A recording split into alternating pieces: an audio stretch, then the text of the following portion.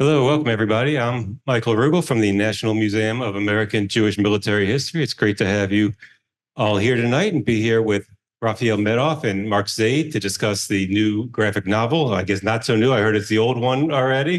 But Whistleblowers, four who fought to expose the Holocaust to America. Today's program is presented as part of our Alan S. Brown Scholar Series. Alan S. Brown proudly served his country for 23 years as a U.S. naval officer and was a decorated veteran of the Vietnam War. In memory of his dedication to community and education, we present talks from renowned scholars and authors working in the field of American Jewish military history. I do want to mention one program we've got coming up. This will be just a webinar, no in-person component, on June 25th, Tuesday, June 25th at 3 p.m. We're going to have Maurice Samuels discussing his new book, Alfred Dreyfus, The Man at the Center of the Affair. And the book looks at the Dreyfus Affair and how it impacted Jews around the world. It really focuses on Alfred Dreyfus as a human being, including as a Jew and as a soldier. So I'm really looking forward to hearing Maurice Samuels, who's actually a professor in the French department at Yale, and the books in the Yale Jewish Lives series. But today we're here to discuss Whistleblowers with Dr. Rafael Medoff and Mark Zaid. Rafael Medoff is the director of the David Wyman Institute for Holocaust Studies and author of more than 20 books about Jewish histories and the Holocaust. Mark Zaid is the founding partner of Mark S. Zaid PC. He often represents former and current federal employees, intelligence and military officers, whistleblowers, and others who have had grievances or have been wronged by agencies of the United States government or foreign governments. So it was a real pleasure for me to see the book, Whistleblowers. I did not know about all the stories of the individuals that are featured in the book before I read it, so it was a good education. The book is written by Rafael, drawn by Dean Motter, and Mark wrote the foreword. Sometimes I do get a little worried when I see history being presented in the graphic novel format. It's easy to go astray in the format, but these guys clearly are proficient in the form, and the book is excellent. And I don't think there was anyone better to do this type of work. Rafael, building on the work of David Wyman, has written more about the American response to the Holocaust than anyone, and he's done more to reveal the deficiencies of the U.S. government's response. And Whistleblowers certainly does continue to reveal those deficiencies, but it also shows at least some successes while focusing on the heroic efforts of individuals. And there's no one better than Mark Zaid to give us a legal perspective on these issues, as Mark's done so much work representing whistleblowers. I also want to mention two other books that are not the focus of tonight's talk, but by our speakers. One is The GI's Rabbi, World War II Letters of David Max Eichhorn that Mark edited. These are the letters of his grandfather, a U.S. Army chaplain in World War II. And the book goes through Rabbi Eichhorn's experience in World War II, culminating with the liberation of Dachau, where Rabbi Eichhorn conducts Shabbat services in the liberated camp. And similarly, the book, The Rabbi of Buchenwald, The Life and Times of Herschel Schachter by Rafael Medoff, tells the story of a World War II Army chaplain. It's a much broader examination of Rabbi Schachter's life, but it does include Rabbi Schachter conducting Jewish services in a Nazi concentration camp, in this case, Buchenwald. So these are just extraordinarily powerful moments in our history that these two guys have documented. So I just wanted to make a note of that right on our subject matter here, Jews in the American military. So those are not the subjects for tonight, but they do provide some important context. We will get to Q&A after the presentation. For the folks on Zoom, please use the Q&A button at the bottom of your screen, and we will get to your questions at the end. For the people in the room here, please make sure we get you the microphone so the online folks can hear you. So with that, I will turn it over to Rafael. Thank you very much, Mike. It's a particular honor for me to be here in the National Museum of American Jewish Military History. I myself am not a veteran, but one of my children is, and I'm deeply proud of that fact. The story that we tell in the book Whistleblowers, although, as Mike noted, it's a little unusual in that it's done in the form of what we call a graphic novel, which is essentially a long comic book. But I want to emphasize this is not a book for children. This is it's a telling of a chapter in Jewish history, but through a different medium, one which is, I think, particularly interesting to young adults and to teenagers, but it's not written on that level. But this evening, Mark and I will be kind of taking you behind the scenes in the process of the creation of this unique book, introducing you to some of the main characters and explaining some of the dilemmas which I, as the writer and the artist, Dean Motter, the dilemmas that we wrestled with as we dove into this fascinating but sometimes very troubling subject matter. For those of you who are not acquainted with the comic book world, could I have the next slide, please? There we go. The artist on Whistleblowers, Dean Motter, is an acclaimed comic book veteran and known for, among other things, his creation of the character Mr. X.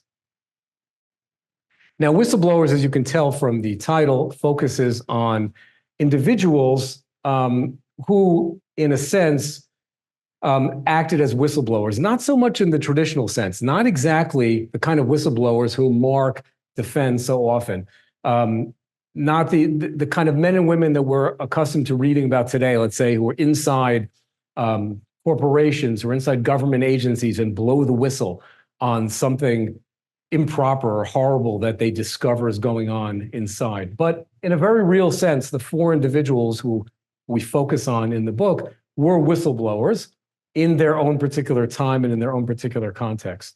I'm going to tell you a little bit about each of the four of them, and then we'll talk a little bit more about their specific stories. The first is a name that many of you may recognize from American political history. Alan Cranston was a United States Senator from California, Democrat for many years, and a candidate for the Democratic presidential nomination in 1984. But the story of Alan Cranston as a whistleblower goes back to his young adulthood, when he was a journalist who was in Germany at the time that the Nazis rose to power. So he saw firsthand what was happening there, and returned to New York to discover, to his horror, that a whitewashed version of Hitler's book Mein Kampf was being sold in the United States. What I mean by a whitewashed version is Cranston, who was fluent in German from his days when he studied at Stanford, Cranston had read Mein Kampf, Hitler's infamous manifesto of racism and anti-Semitism and military expansionism. He'd read it in the original German, so he was familiar with it. He walked into a department store in Manhattan one day, 1939, and saw the American version, the English language edition of Mein Kampf, and discovered that all of the most horrible parts of it, all of the most extreme and violent sections had been removed. It was a sanitized version of Mein Kampf that Hitler's publisher was marketing in the United States in order to make Nazism more acceptable to American audiences. And Cranston decided to blow the whistle on what he had discovered. And I'll tell you more about the story of what he discovered, of what he did. But let me tell you briefly about our other whistleblowers. Josiah DuBois was a young attorney in the Treasury Department, a Protestant. No. Did I do that? Okay, sorry.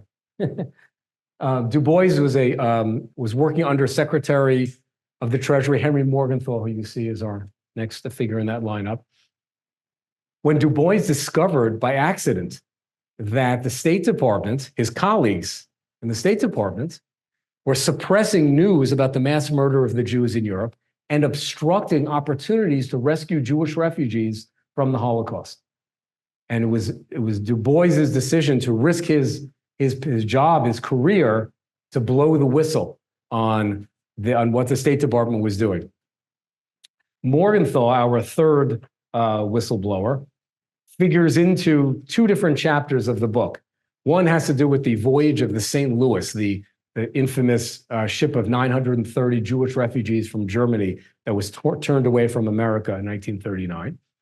Morgenthau was part of that story in a way which we'll get to. But later, it was Morgenthau to whom DuBois turned, because Morgenthau was DuBois's boss, to whom DuBois turned with this shocking information about the State Department trying to block the rescue of Jews from Hitler. And our fourth whistleblower is the only non-American in this story. Jan Karski was a member of the Polish underground resistance. He was a Catholic.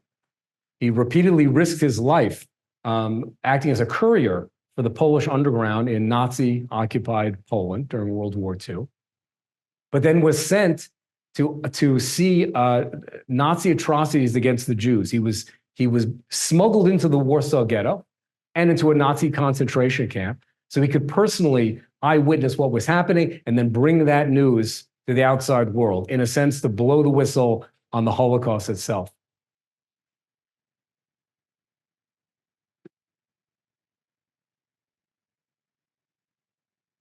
I'm going to talk a little bit about some of the creative process that went into the book. But before we do, I want to turn to my colleague and friend, Mark Zaid, and ask him a question about the Alan Cranston chapter of this book. Because as I say, Cranston discovered that the sanitized version of Mein Kampf was being marketed in the United States. And what he did is he then published his own version of Mein Kampf. He published a kind of a Reader's Digest version where he put back in all of the horrible, extreme stuff about Hitler that the American publisher of the book had taken out. And he began marketing his own edition of Mein Kampf, an expose, so to speak. And he was sued by Adolf Hitler. And there ensued a remarkable trial in the United States. In effect, Hitler versus Cranston, a fight over copyright, because normally you can't just take somebody else's book, change a couple of parts around, and then go sell it on your own, even if it's a noble expose, even if you're a gallant whistleblower like young Alan Cranston. And so I want to turn to Mark Zaid as an attorney and as someone who specifically defends some of the most notable whistleblowers of our own time, and ask him, Mark, if Alan Cranston came to you and told you that he was being sued by Adolf Hitler, what do you think? Did he have a case? Would you have defended him?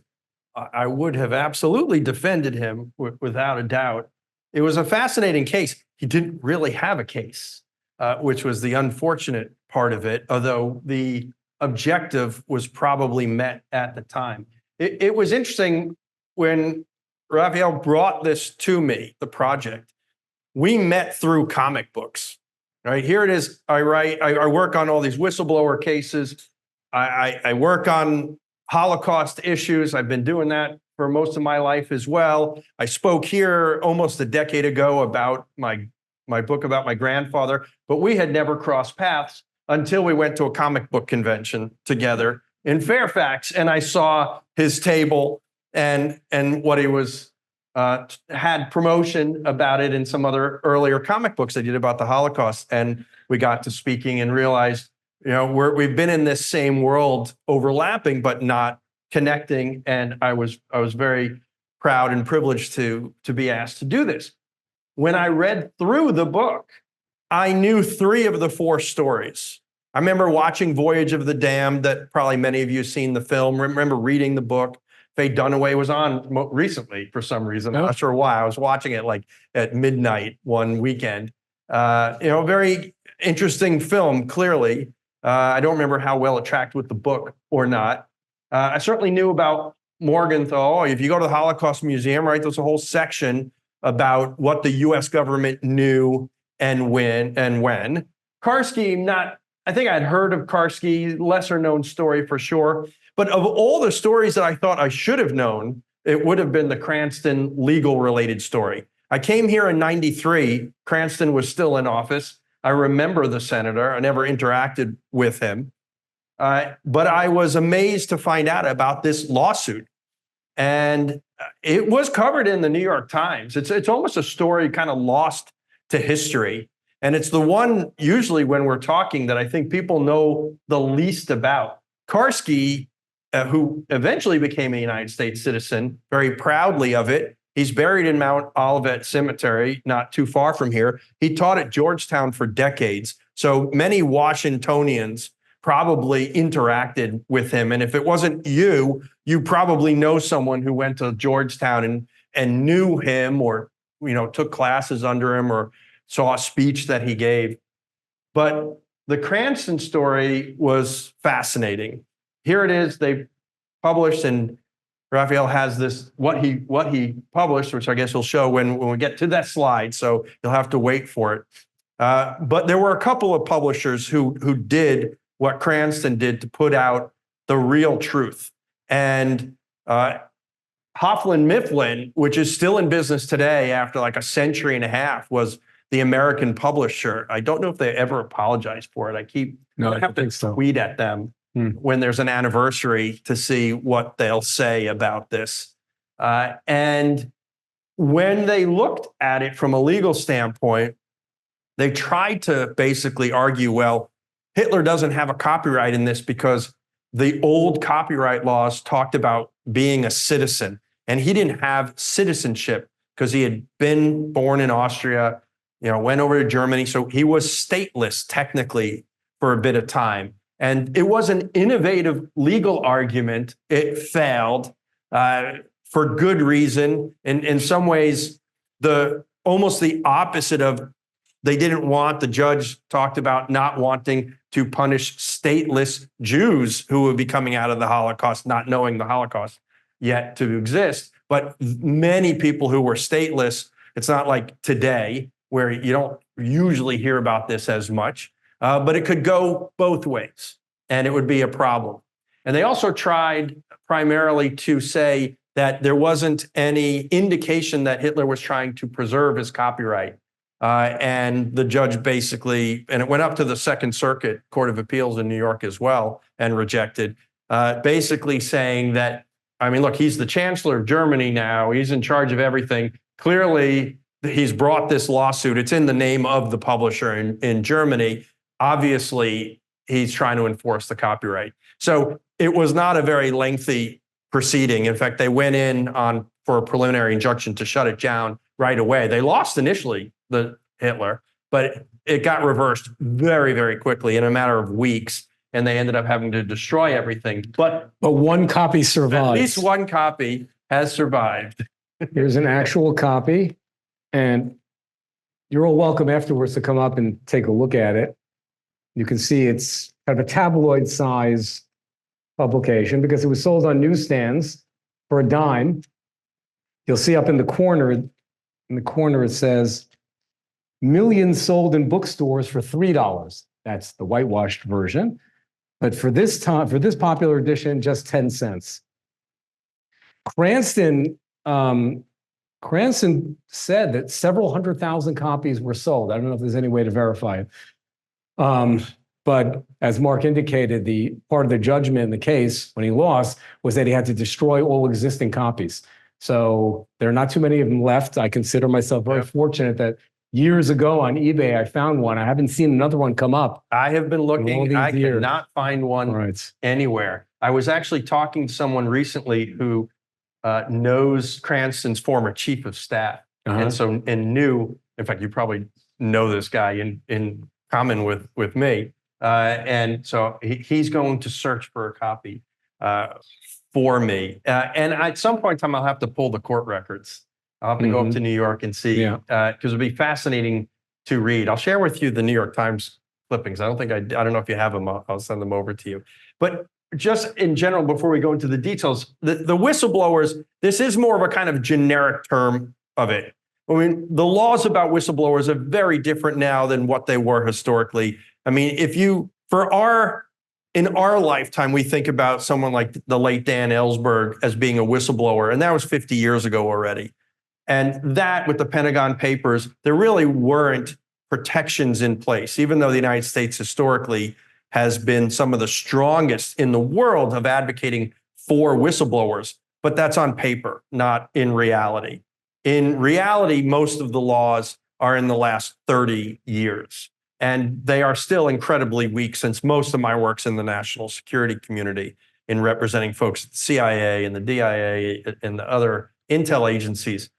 So this is more about those who are fighting to reveal information that others don't want known, whether it was what was going on in Europe or, as we'll hear, what was going on inside the United States government to prevent those from telling what was happening in Europe. So a little bit about the creative process behind the publication. Because it's in effect, a long-form comic book, when we began working on the cover, Dean and I first thought we might design the cover very much like a traditional, this is a common classic comic book cover where there are a number of characters. So you see you've got the kind of floating heads running along the left-hand column. You can see in some of Dean's rough layouts there, he originally was thinking about doing it that way. But eventually we settled on a somewhat different concept. Mike? Thank you. I want to point out something interesting about a change that we made here along the way. You'll notice that there's something which is in the earlier draft, which didn't make it into the final one. See the American flag up in the upper right there above the swastika? So in that early draft, we wanted to indicate that this is an American story. This is not a story about the Holocaust as much as it is about how Americans learned about the Holocaust and responded to it at the time. So we wanted something on the cover that indicated something American. But after looking at that very first draft, we felt the American flag was just a little too close to the swastika. After all, America was fighting against Nazi Germany, right? Our servicemen and women were dying in the war to defeat the Nazis. So it felt uncomfortable to have the flag that close to the swastika. By the second version in the middle, you see Dean had moved the flag down lower to next to the title. But ultimately in the final version, and this is very close to the final version, we took out the flag entirely because you see we added the word America into the subtitle. Once we had America in the text, we felt we didn't need any kind of a graphic, and therefore we're able to solve that little problem. Let's talk a little bit more about how we told the story of Alan Cranston. I told you that Cranston was walking down a street in New York one day when he bumped into the whitewashed version. And this is that page in very rough version on the left and then a more detailed version on the right. What's missing from the left is you can't tell at that point that the story is happening in Manhattan. And that's what the artist wanted to establish. And so on the right-hand side, the more finished version, you can see very clearly that that's Midtown Manhattan. In the rougher version, he's got Cranston's eyes kind of wide open, that when he's opening up that version of Mein Kampf, it's done a little more subtly in the more detailed page down the lower right-hand panel. We called that chapter of the book Hitler didn't want you to read, because he didn't want Americans knowing the truth about what he was planning. We wanted to work the actual cover design into the pages of the story, and fortunately, we had an actual copy. As you see, as it progressed from the very rough version to the more finished version, he was able to reproduce almost the entire cover there. It's not easy creating a comic book when it's in a much earlier period. It was very important to Dean Motter, the artist, that everything be authentic, that everything really, to have that real period feel. So if you look in the final panel here, see the printing press. He had to go and research and find out what printing presses looked like in the 1930s because he really wanted to get it just right. And I think he did a very fine job of that. I mentioned the voyage of the refugee ship, the St. Louis. Here it is docked in the harbor of Havana. The ship first went to Cuba because the passengers believed they had the documents necessary to find refuge in Cuba. And when they were turned away, then as we know, they sailed to the coast of Florida and hovered there for 3 days as the passengers begged President Roosevelt to grant them a haven. Dean and I thought about doing this particular story all in black and white. But as we moved into the later version, we experimented with color, and we had the colorist Julie Barclay do a mock-up version. It felt to us that that image of the flames behind the boat were so powerful, especially because she had done it because of the added color, that we in the end decided to do it in traditional full color comic book form. But there's something very unique about this chapter about the St. Louis. Now you notice there's no whistleblower in the story. I've been telling you about the whistleblowers, our four heroic individuals, but what's the St. Louis doing here? Well, the answer is that a couple of years ago, I was approached by the family of one of the survivors of the St. Louis. And many of the passengers were murdered in the Holocaust. When President Roosevelt said no to the ship and it was forced to sail back to Europe, many of the passengers ultimately were murdered in the Holocaust, which began shortly afterwards. But there were some who survived, especially those who were allowed to go into England. And one of the survivors, it turned out, had kept a diary during the voyage. His grandchildren approached me some years ago to tell me of this diary, which was previously completely unknown. It's only the second existing diary of a passenger on the St. Louis. Arthur Weil was a young man who kept notes. He kept a handwritten diary, and then later he typed it up. As you can see, this is a sample page from his diary. It's all in German, so we had it translated because the family wanted this story, the story of their grandfather and the story of the St. Louis, to be told in a way that would reach the widest possible audience, especially young people. They felt it was extremely important for tomorrow's young leaders to know about this tragic episode. And so I suggested to them that we might be able to tell it in comic book format, as my colleagues and I had done already in a couple of previous instances. And so it was decided that we would tell the story of the St. Louis through the diary of Arthur Weil. And what I mean is that when you read the story of the St. Louis in the book Whistleblowers, you will see that most of the text is actually taken directly from the diary. There's not the yellow box up at the top. That's the narrator. There's not much of that. I had to do a little bit of it to keep the story flowing, but almost all of the text are those blue boxes, the actual excerpts. So when you read about the St. Louis here, you're not just hearing some historian tell you what happened. You're reading it through the eyes of someone who was actually on the ship. And this is his reflections, him telling it for the first time after all these years. But a whistleblower does come into the story in a surprising way. Sorry. And that's Henry Morgenthau Jr. He comes into the story, but not yet as a whistleblower. When the ship was hovering off the coast of Florida, and the passengers were desperately hoping that they would be given haven by President Roosevelt, Secretary Morgenthau privately approached the President and the Secretary of State, Cordell Hull, and asked if the passengers on the St. Louis could be allowed to stay temporarily in the U.S. Virgin Islands. It's a territory, not a state. But just a few months earlier, the governor and the Legislative Assembly of the Virgin Islands had publicly offered to open their doors to Jewish refugees. This was right after the Kristallnacht pogrom in Germany. So there was an offer on the table, a place they could go. But Secretary of State Hull came back to Morgenthau after consulting with the president, and he said, "I'm sorry, but there's an obstacle to allowing them to go into the Virgin Islands." Here was the obstacle. To admit them to the Virgin Islands, they would have had to be given what are called visitors' visas. You're a foreigner, you come to America to visit, see the sights. It's a maximum of, in those days, it was a maximum of 6 months.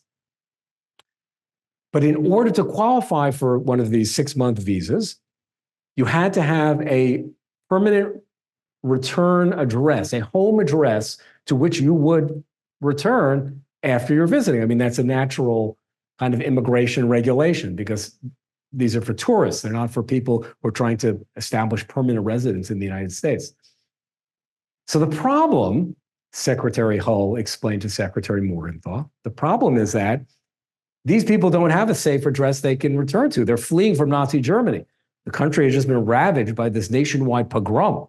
Jews murdered, synagogues burned down, tens of thousands, 30,000 Jews hauled off to concentration camps during that night of horror.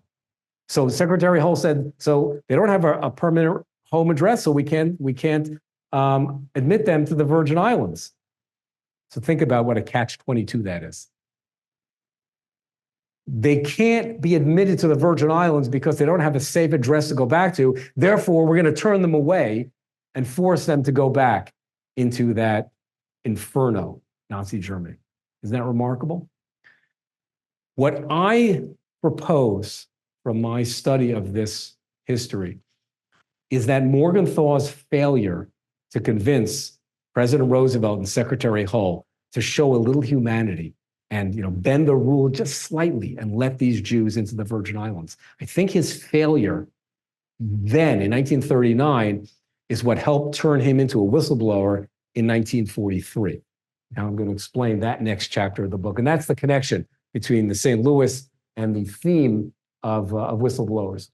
And this begins with the fellow I mentioned earlier, Josiah DuBois was a Treasury Department lawyer who normally had nothing to do with Jewish affairs in any way, until he bumped into the Jews by accident.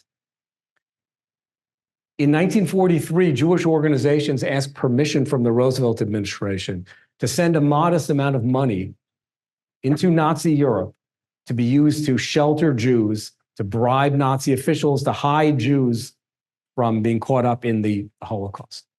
But you can't send money into enemy territory during wartime without explicit government permission. So this organization was the World Jewish Congress. The World Jewish Congress applied to the Treasury Department and the State Department for permission. So this request came across Du Bois's desk, and he saw no reason not to agree to it. So he signed off on it, and he passed it along to his colleagues in the State Department. And then he waited and watched in amazement as the State Department didn't come through. Days passed, weeks passed, months passed, and the State Department still wouldn't sign off on this. Well, Du Bois lived in Silver Spring. And one of his neighbors with whom he carpooled every day were the Hiss brothers, Alger and Donald Hiss. Of course, Alger Hiss became famous much later for something else. Donald Hiss, however, worked in the State Department, was particularly close with Du Bois. So every morning, they would carpool in from Silver Spring, the three of them. And one day, Du Bois turned to Donald Hiss and he said, listen, the State Department is giving me this runaround on this Jewish refugee business. Can you poke around, see if you can find out what's happening? And so Donald Hiss, when rummaging through State Department files, and he found what appeared to be the smoking gun, he gave it surreptitiously to Du Bois. And there began this remarkable episode in Du Bois's life and career and in the history of the Holocaust, which we then tell in this particular chapter of Whistleblowers. Morgenthau comes into it, as I said, because Morgenthau was Du Bois's boss. In the opening page of this chapter, the opening page of a comic book is usually known as a splash page, in which there's one particularly large image that kind of introduces you to the rest. And as Mark said, we met at a comics convention. We're both old-time, long-time comics fans. We can't get that adolescent passion out of us, even at this stage of our lives. And so as I was working on this project, I kept thinking like a comic book fan. I showed you earlier about how we were toying with cover concepts that like mimicked old comic books. And here too, I thought to myself, oh, I have to have a splash page. Pretty good comic has a splash page. So Du Bois had a wild incident before all the events that I began discussing, when he was in North Africa and was quite nearly killed in a German bombing raid over Algeria. And so I thought, okay, that's perfect for the splash page. So we have Du Bois narrowly averting death before we get into the real point of the story. Show you another page from we call this chapter Blowing the Whistle on Genocide. So this is a story in which Du Bois discovers terrible information about the State Department, brings it to Morgenthau, and tries to convince Morgenthau we have to confront President Roosevelt about this. So it was easy enough. I mean, every president has certain characteristics which make it, which artists then will use to represent them. In Roosevelt's case, the fact that he was wheelchair bound gives the artist a way to depict him in a way that's instantly recognizable. But as you see in the rough draft of this page, you see the Roosevelt in the bottom panel. And then by the final version, he's been reduced because Dean came up with an extraordinary image, which to me is one of the most riveting illustrations in this entire book. You see down there in the lower left, the Statue of Liberty behind chained gates and barbed wire to symbolize how our country, which had once been this noble refuge for all downtrodden people around the world, but during the Holocaust, the doors were nearly closed to Jews fleeing from the Nazis.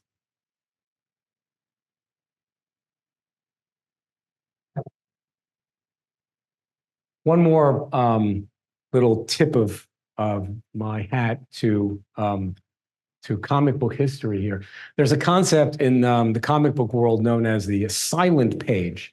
There are a handful of famous comic stories in which a page, or in some cases, an entire comic book story is told without any words at all.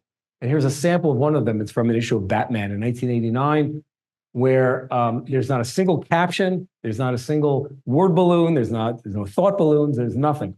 The story still flows beautifully because the creators of this knew how to tell a story even without words. Well, again, I couldn't resist, and I looked for a place in the book that might be appropriate where we could convey our point without having to use any words.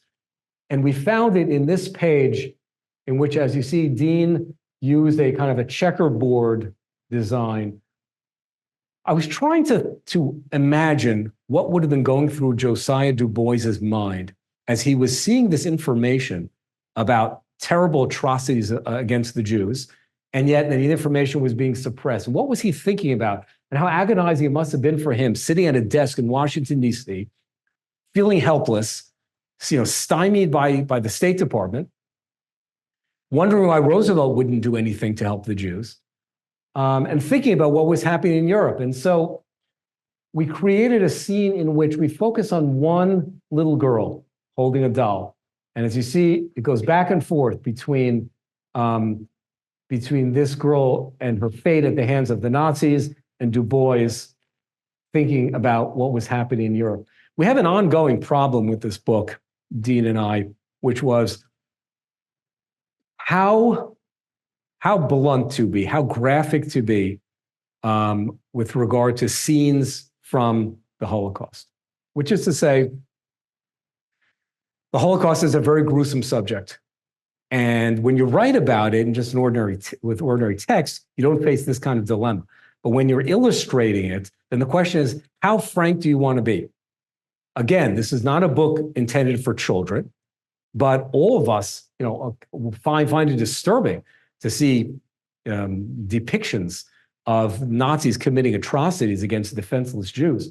And so again and again, we face this dilemma. We want to show what's happening. We didn't want to sugarcoat it. We didn't want to downplay the ghastliness of what was happening to the Jews.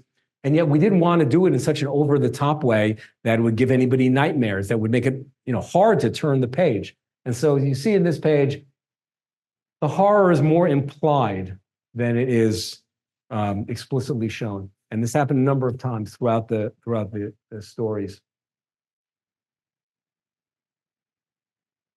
The fourth whistleblower, Jan Karski, is, as I noted, a unique figure because he was not American. And yet his story is very closely intertwined with the question of how America learned about the Holocaust.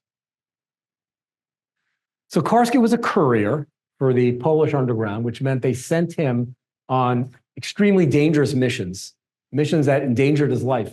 And at one point, he was captured by the Germans and tortured. The this page, both of these pages involve the artist kind of experimenting with different types of color.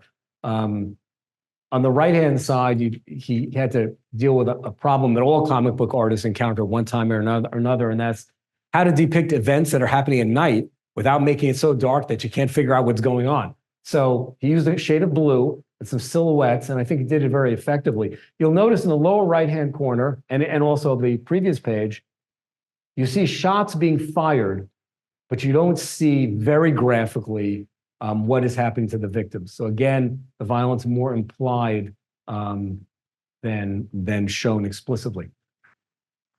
So Karski was smuggled first into the Warsaw Ghetto, where hundreds of thousands of Jews were confined, starved, and then eventually deported to death camps. He was taken to an upstairs apartment so he could be shown something that was happening, that happened sporadically in the streets below, which was known as a Jew hunt. Members of the Hitler Youth Movement would come into the ghetto whenever they felt like it and just shoot Jews at random. Karski's colleagues there wanted him to see this unbelievable thing, wanted him to see with his own eyes. You see in the second panel, you see the smoke is rising out of their guns, but again, we didn't feel it was necessary there to actually show who was being shot. We thought that alone conveyed enough of the horror. After that, Karski was taken, disguised as Ukrainian policeman, to Izbicha, which is it's called a sorting station just outside a concentration camp. So he could, again, directly himself see what was happening to the Jews, because he was about to be sent on an extraordinary mission overseas. He was sent to England and then to Washington, D.C.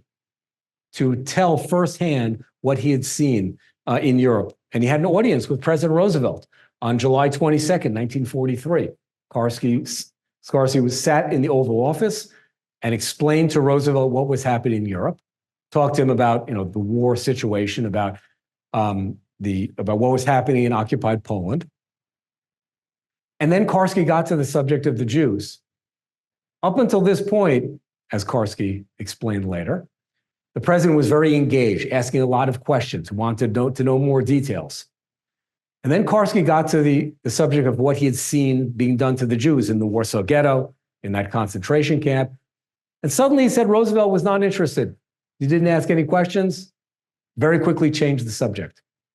The fate of the Jews, even when he heard it directly from an eyewitness, the fate of the Jews was just not that much of a concern, tragically, to the President of the United States.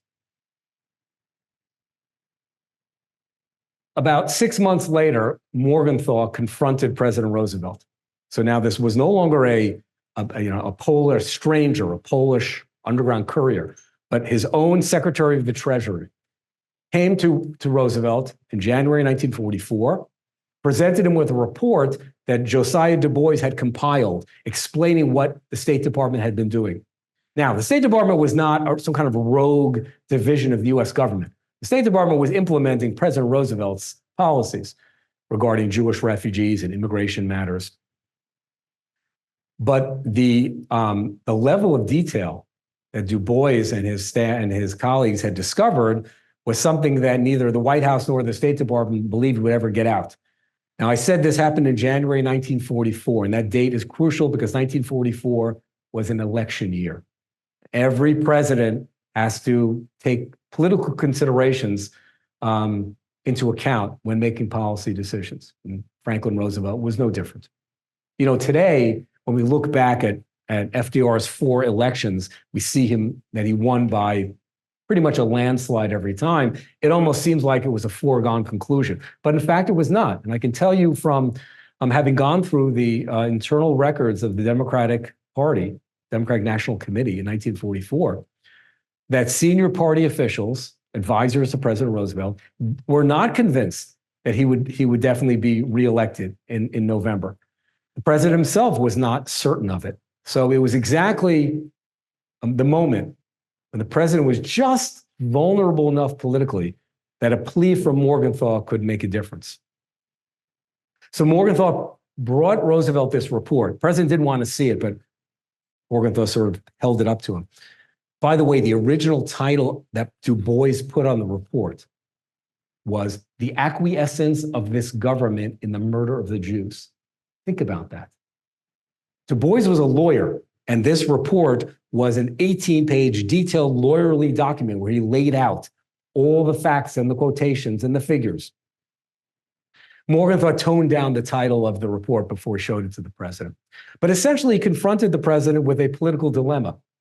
Either you do something about this, or it could become a problem. Now, there's an interesting little sidelight, which is in the book, but I'll share with you now, about what DuBois said to Morgenthau just before Morgenthau went into the Oval Office. We have DuBois's account, but it's in writing. We don't know exactly the tone he used, and you'll see why the tone is important. DuBois said either one of two things to Morgenthau. Either he said, if the president does not do something to help the Jews, I'm going to resign and I'm going to blow it wide open. Or DuBois said to Morgenthau, listen, it's like a good cop, bad cop thing. Tell the president that if he doesn't do something, that this could leak out and that one of your staff members might resign. You can use me as like the bad guy. So we don't know which version. Maybe it didn't matter because Franklin Roosevelt was a very savvy politician, and I'm sure he understood the implications of what Morgenthau was telling him. And I'm just going to wrap it up and then we'll have time for questions. And so Roosevelt did the kind of thing that political leaders often do, is he threw a bone to his critics. In this case, he threw a bone to the Jews. He agreed to something that Morgenthau was requesting and also which members of Congress were calling for. He agreed to create a new government agency for the sole purpose of rescuing Jewish refugees. It was called the War Refugee Board. Now, as I say, Roosevelt really was just throwing a bone to his critics. He wanted to diffuse the possibility of a scandal. So he didn't mean this as a serious government agency. He gave it just token funding to begin with. 90% of the War Refugee Board's budget came from Jewish organizations, from the World Jewish Congress, and mostly from the Joint Distribution Committee. Think about that for a second. A US government agency, but funded entirely by Jewish organizations, by private sources. But it's because Roosevelt didn't really care much about what it did. But fortunately, the staff of this War Refugee Board primarily came from the Treasury Department. So as you'll see in the book, Josiah DuBois and the other key figures in Treasury and Morgenthau, they were the ones who became the leaders of the War Refugee Board. And in the last months of the war, they performed near miracles. I'll just mention one because it's so well known. It was this War Refugee Board which recruited Raoul Wallenberg in Sweden to go into Nazi-occupied Budapest and rescue Jews. In some cases, literally pulling Jews off of trains that were going to deport them to Auschwitz. Wallenberg's rescue mission was financed by the War Refugee Board. Think about that. I think we'll wrap it up here, and we'll be glad to take any questions from you. And then at the end, we'll be happy to sign copies of our various books there over on the left. Yes? Let me make sure that folks get a microphone here.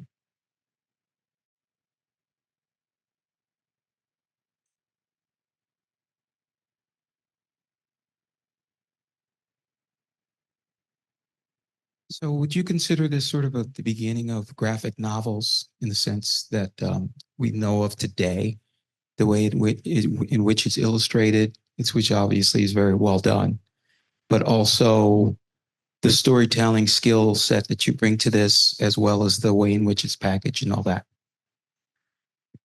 You know, I've written a lot of traditional history books. So it was a particular challenge for me to try to talk about some of this history in a completely different format. The world of comic books, of course, is familiar to me, but I'd never been in the position of actually trying to create one. I was just a collector of comic books, a fan of comic books, an admirer of comic book creators. So this was a very new experience for me, but I thought particularly valuable one, because ultimately, why do I write about the history of the Holocaust? Why do I teach this subject? Because I want future generations to do better than that generation, the 1930s and 1940s. I don't want to see tomorrow's leaders, today's leaders and tomorrow's leaders, making the kinds of mistakes that our president and our country made back then. So to be able to tell these stories in a medium that I know that especially young people will find easier to digest and will remember more, I think makes this particularly valuable. Even though, as I've been stressing, it's not written for kids at all. It's just a different way of telling the story.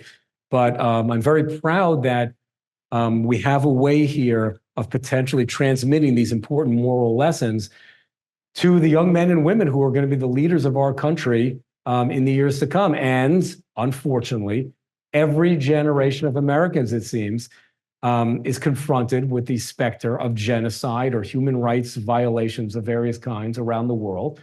And every generation has to face this question. Well, should we intervene? And if so, under what circumstances? How far should we go? And should America use its military power on behalf of people who are persecuted around the world? So these are dilemmas that we face again and again. And I hope that in some small way, the whistleblowers will contribute to our leaders making better decisions in the future. I could add a little bit on that. So it wasn't a coincidence that I was at this comic book convention where I met Rafael. I have been an avid comic book collector for half a century. I am still a part-time comic book dealer for the last 3-4 decades. I not only represent national security whistleblowers, but I represent comic book companies. I represent comic book artists, other dealers. I represent a company that grades comic books. I'm constantly dealing with comic books. It's a nice relief from Washington, D.C. And I lecture on the history of comic books. So graphic novels pretty much came into being in the late 1970s and then became more of what they are as whistleblowers is in the 1980s. You might remember the book Mouse. It's essentially a graphic novel. The first kind of real modern historical attempt of using comic books to tell the story of the Holocaust. I have had many conversations with colleagues, and including those who were hunting Nazis in the United States post-World War II, who are also comic book fans, of when did comic books ever address, or did they address the subject of the Holocaust? And it's an interesting story because if anyone who knows the history of Jews, and especially the history of comic books, they are intertwined. Most of the original comic book writers and artists in the 30s and the 40s were Jewish.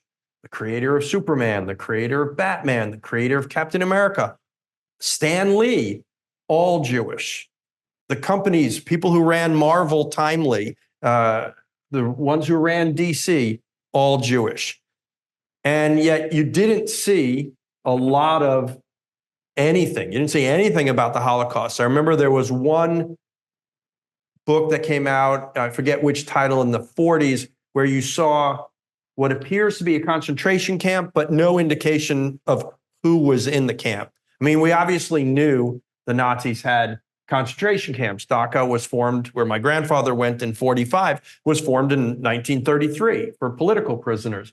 So, I mean, Americans were still going back and forth to Germany, while concentration camps, and it's in the suburb of Munich. If anyone's been, it's like DC, and we go up to Silver Spring to visit DuBois, and it's actually closer. And that's like more going like the Friendship Heights, frankly.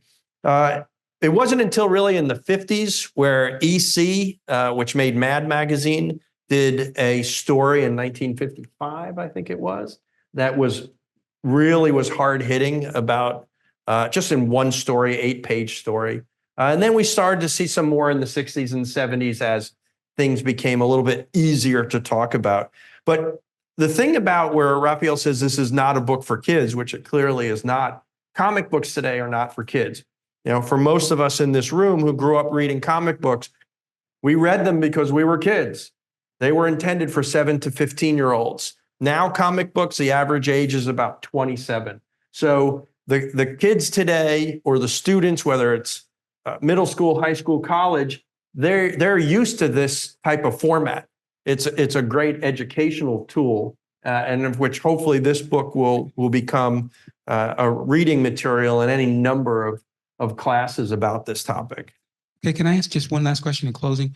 The way in which it's laid out is very interesting. Now, do you keep the artwork, or have you had reason to display some of the original artwork? And how was the typesetting, or if you will, the layout done? Was that all done with computers, or how did you go about doing it?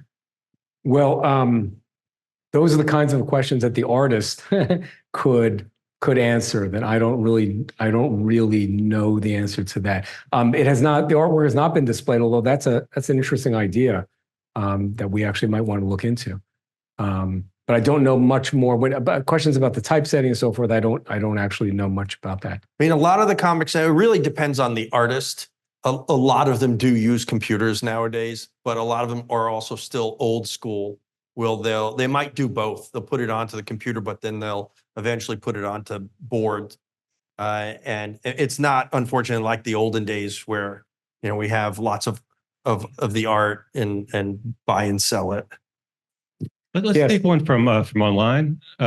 Vicky Simmons asks, in the DuBois story, Jewish people were released from the slave labor camp. What happened to the Vichy French captors? Wait, I'm not sure I understand the question. Could you repeat it?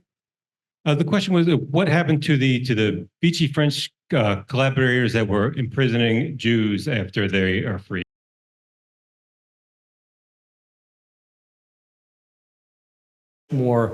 Much more like history, and other parts where I succeeded in being a little more comic booky. And there's a blending going on. I hope it succeeded. It was certainly a challenge to write. Much of this was considerably more difficult to create than the kinds of books I usually write. But I would like to do it again. I hope there will be a sequel. I'm not saying that there's one planned, but I want to mention one other thing. I had a little bit of training in this by a fortuitous development. This is about 10 years ago. Disney's educational division approached me about writing the script for a short animated feature having to do with the Holocaust. And it wasn't having to do with the American response to the Holocaust. It was a different story. It was about a woman who had done paintings in Auschwitz, and she was trying to get them back all these years later. In the process of working with the Disney team on that animated short, I told them that I had a number of stories from that period, but involving kind of the American side of that history, that also might make for very interesting animated shorts. And what ended up happening is I wrote 6 short animated features. They're about 10 minutes each for Disney. One of them is about Karski's mission, but it's told there through animation instead of through a comic book storytelling, and some other stories from that period. And Disney put it out on a DVD. Remember DVDs? It's a problem now because I have a big stack of them at home, and now nobody plays DVDs anymore. But they did a DVD called They Spoke Out, American Voices Against the Holocaust. So it's 6 other stories, well, Karski and then 5 other stories, but told in a kind of an animated version, which Disney marketed to schools. It was about 10, 12 years ago. So I had a kind of some practice in this art of taking history and trying to transcribe it into other media. So I think that actually helped now that I'm reflecting back on it. Yes? Thanks. I thought those stories were remarkable. I was really moved and mesmerized, and I'll particularly remember them because I happen to live in Silver Springs. So,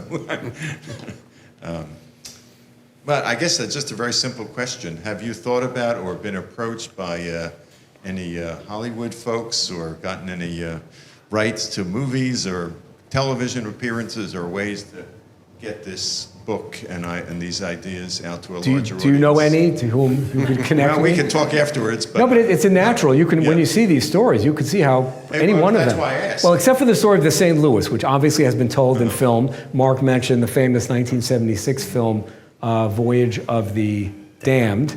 Voyage of the Damned. We call it ours Voyage of the Doomed. But Voyage of the Damned with Faye Dunaway and others. But the other stories told in Whistleblowers have not been made into films, and I certainly could see how they could. I wish they would be. It's great. We have been taking this to comic conventions. We've been doing it online with Holocaust centers in Pittsburgh, on Long Island. We both spoke at Awesome Con, which is our DC comic convention. I'm going to be speaking in Charlotte at Heroes Con later this month. We're going to be in Baltimore in September. So we're taking it to an audience that normally wouldn't probably hear a story that is so deep and difficult at times to sort of digest. But when we did it at Awesome Con, we had like 60 people. You see, the book has an unusual kind of crossover appeal. We speak to comics audiences about the Holocaust. We speak to Jewish audiences about the comic book version of the Holocaust, so to speak. So the potential to reach wider audiences, I think, is real. The book is still relatively new, so the jury's out. The first reviews have been great, so I'm cautiously hopeful that it will attract a substantial audience. Yes, in the back.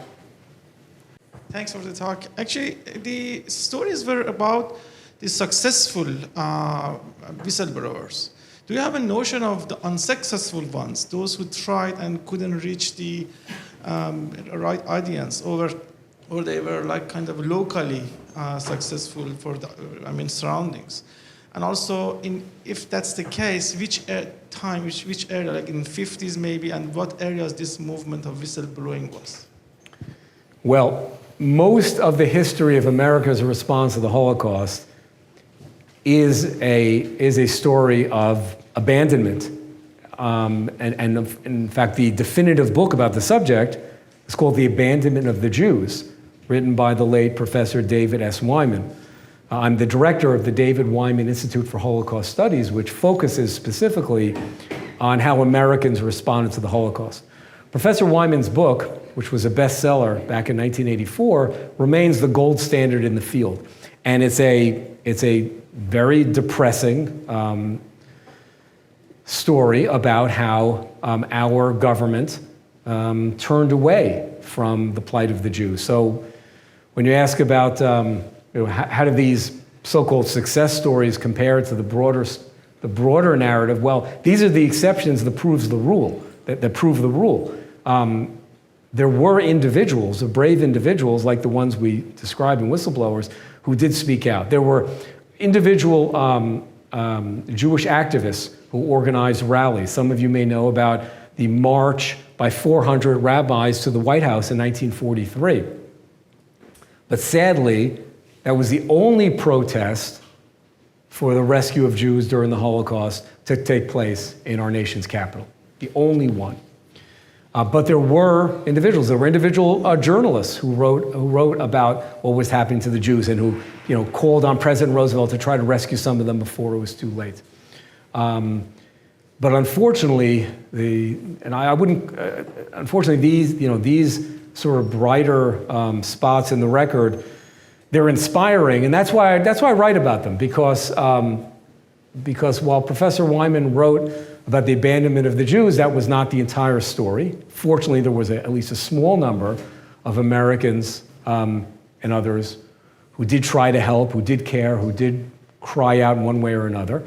And I think focusing attention on them is important because I would like them to serve as role models, as moral exemplars, especially to the younger generation. These are people who, let's say in the case of DuBois, who risked his career.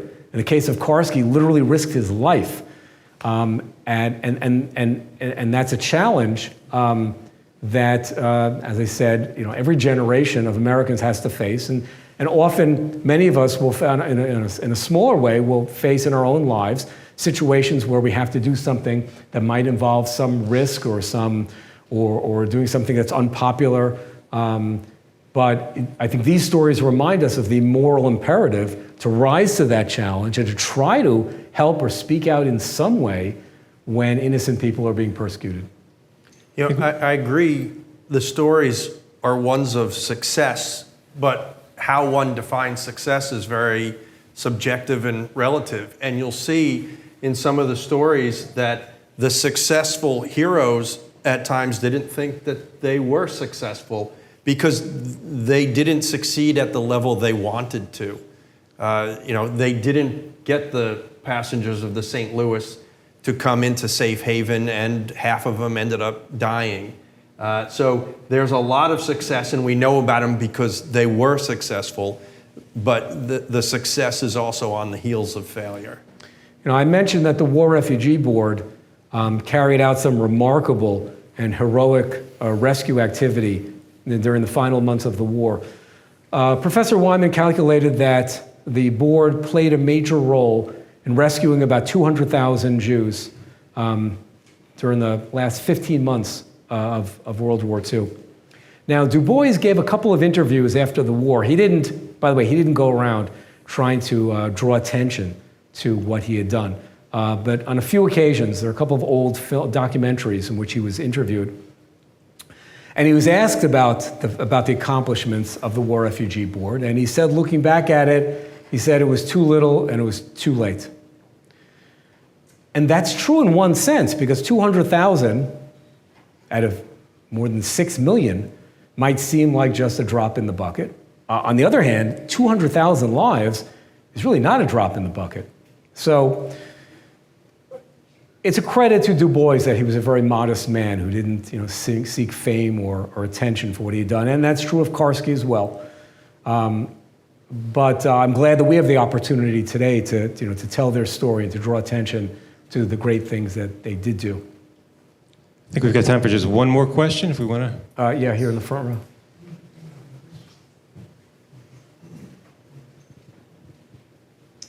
A couple of comments related to comic books.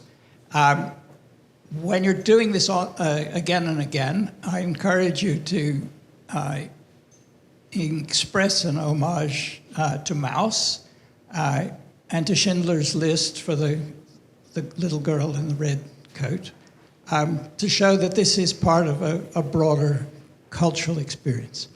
I also want to acknowledge the reference to Karski as the Ukrainian policeman. I was had the benefit of being one of his students in the late 1960s, and he would occasionally share stories, some of which really did seem to come more from a comic book than from real life.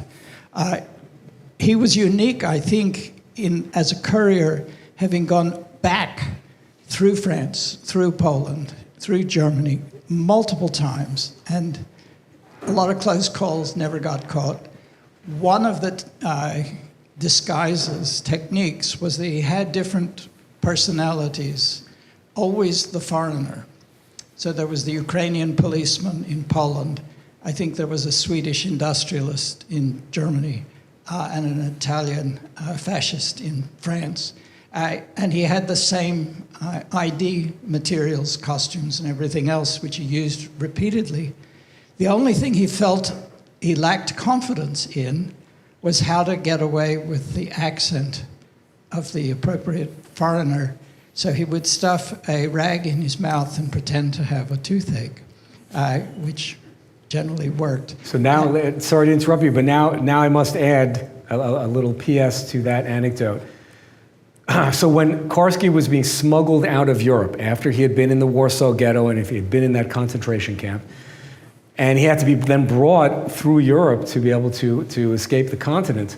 So he was indeed afraid that on a train, especially going through a German-occupied territory, that his Polish accent would give himself away. So his underground comrades had a sympathetic dentist inject him with something which made his face puff up as if he had a toothache, but as you indicate, it was not really a toothache, but it was in order to make it plausible that he couldn't speak. Because look, his face is all swollen from the injection, from the non-existent toothache, and that was part of the way that they were able to get him out of Europe without him saying anything that would have given him away. But thank you very much, though, for sharing that. I believe we're out of time. Mark and I will be over on that side of the room with books for sale and signing, including Mark's book about his remarkable grandfather, who had the who was an army chaplain, who was involved with helping survivors in liberated Dachau right after the war. Thank you. So Thank thanks you, everyone. If you're interested